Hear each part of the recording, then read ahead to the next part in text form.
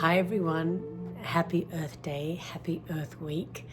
I'm hoping that it's not just a day and a week, but a movement that we're all part of. This week has been just on Sunday.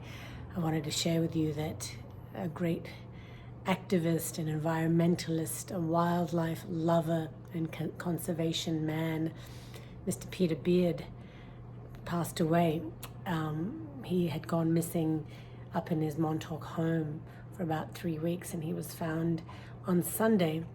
And he's someone that I knew. He was a friend. He was a stargazer, a wild man, a beautiful man. In fact, known by so many. Mick Jagger is actually the one that tweeted about it first. That's how I first heard about it.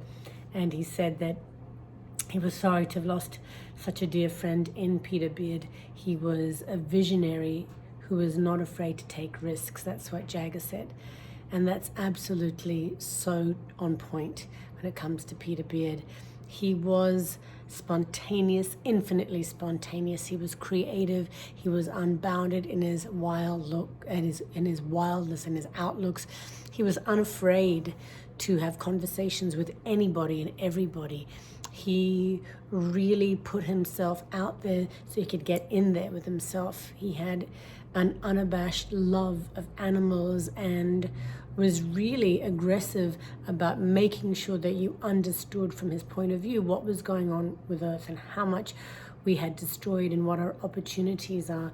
And there's a video that I'm going to share with you where he talks about it. It feels like it has great foreboding, but it has a Nostradamus sort of feeling when you watch the video and you hear him from an activist's point of view talking about environmentalism, talking about climate change, and asking us to heed the lessons of Mother Earth, the lessons of the elephants, for instance. You'll see what I'm talking about. He was absolutely beguiling, utterly charming, and had a way of making you really lean into this knowledge, this incredible knowledge about the earth that was really sacred to him. It's just really divine. I loved his energy, I loved being with him. He would call randomly and say, come to the Carlisle and come and meet me in an hour. I'm going to be at the Carlisle. And I would go, of course, and meet these fantastically interesting people from his tribe, from Paris or from London, from Africa, and people with wildly smart opinions and who were also, respectful of the earth and fashion icons. Just it was beautiful. It was great knowing him and being part of that beautiful light that he shone. So when I met him first, it was at a Cirque du Soleil party, and it was on the dance floor, and he told me he was an anthropologist. And I thought it was funny, and that we all must be fantastic fodder for a chap like that. And he thought it was funny, and we became friends and got to do some really great things together. And I got to sit for him.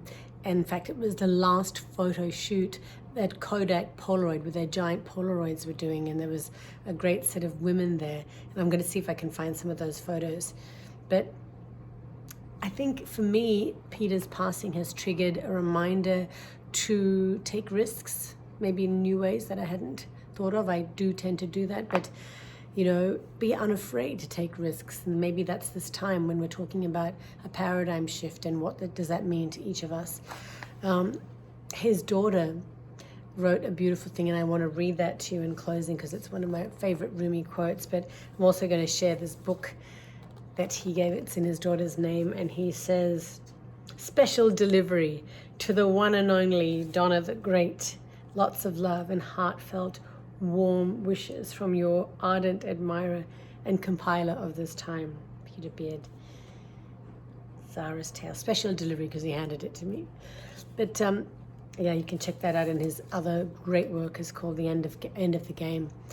So Zara, we send condolences and love to his widow, Najma, and to Zara, his daughter. And in closing, this is the Rumi quote. Rumi says, "Goodbyes are only for those who love with their eyes. Because for those who love with heart and soul, there is no such thing as separation." So I encourage you to dig into whatever you've been interested in and learning about Mother Earth, and embrace it. Learn, donate, whatever tickles your fancy, but be aware, and lots of love. Take care. Be safe.